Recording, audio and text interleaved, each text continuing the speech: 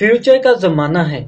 ایک بہت بڑی کمپنی جس نے دنیا کو حیران کر دیا، وہ دعویٰ کرتی ہے کہ وہ ایسے روبوٹ بناتی ہے جو بالکل انسان جیسے ہے، لیکن اصل میں یہ کمپنی ایک خطرناک کھیل کھیل رہی ہے۔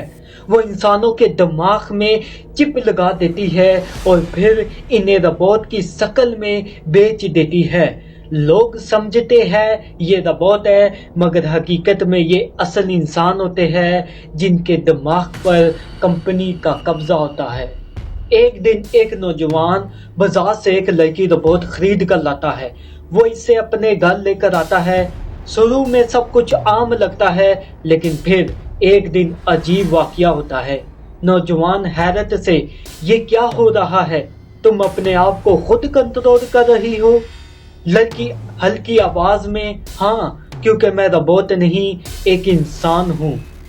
یہ سنتے ہی نوجوان کے پاؤں تلے سے زمین کھسک جاتی ہے۔ وہ سوچنے لگتا ہے کہ اگر یہ بات سچ ہے تو یہ دنیا کی سب سے بڑی سازش ہے۔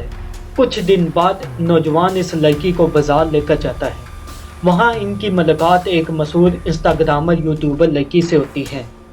انسٹاگرامر مسکرا کر، ہائے، میں ہوں بیوٹیفل گرل۔ نوجوان گھبراہٹ میں، تمہیں کچھ دکھانا ہے؟ یہ لڑکی روبوٹ نہیں بلکہ زندہ انسان ہے۔ انسٹاگرامر حیرانی سے، کیا؟ اگر یہ سچ ہے تو کمپنی کی حقیقت سب کے سامنے آ جائے گی۔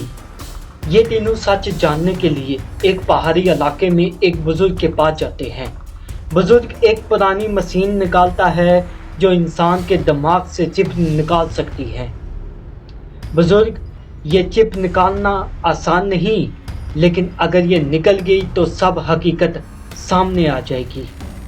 لڑکی کہتی ہے، کچھ بھی ہو، یہ زنجیر ٹوٹنی چاہیے۔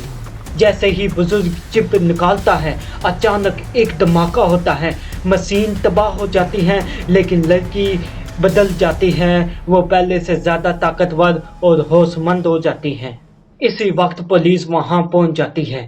وہ سب کو گرفتار کرنا چاہتی ہے۔ لڑکی ان کے سامنے کھڑی ہو جاتی ہے، لیکن اچانک ایک پولیس والا فائر کر دیتا ہے۔ نوجوان چلا کر، نہیں، تم نے ایسا کیوں کیا؟ پولیس والا کانپتی آواز میں، میں نے یہ اپنی مرضی سے نہیں کیا، کسی نے میرے دماغ کو کنٹرول کیا تھا۔ آخر میں راز کھلتا ہے، یہ سب میٹرکس کنٹرولر کی چال تھی۔ ان کا مقصد تھا کہ وہ مشین تباہ کر دے جو چپ نکال سکتی تھی۔ اس طرح کمپنی کا اربوں کا بزنس محفوظ رہتا ہے، اور یوں ایک انسان کی زندگی قربان ہوگی، مگر میٹرکس کا جال اور زیادہ مضبوط ہو گیا۔ دوستو، اگر یہ میری کہانی آپ کو پسند آئی ہو تو میرے چینل کو سبسکرائب ضرور کریں، لائک اور شیئر ضرور کریں، اور کمنٹ میں ضرور بتائیں کہ آپ کو یہ کہانی کیسی لگی۔ ملتے ہیں اگلی ویڈیو میں، تب تک کے لیے اپنا خیال رکھیں۔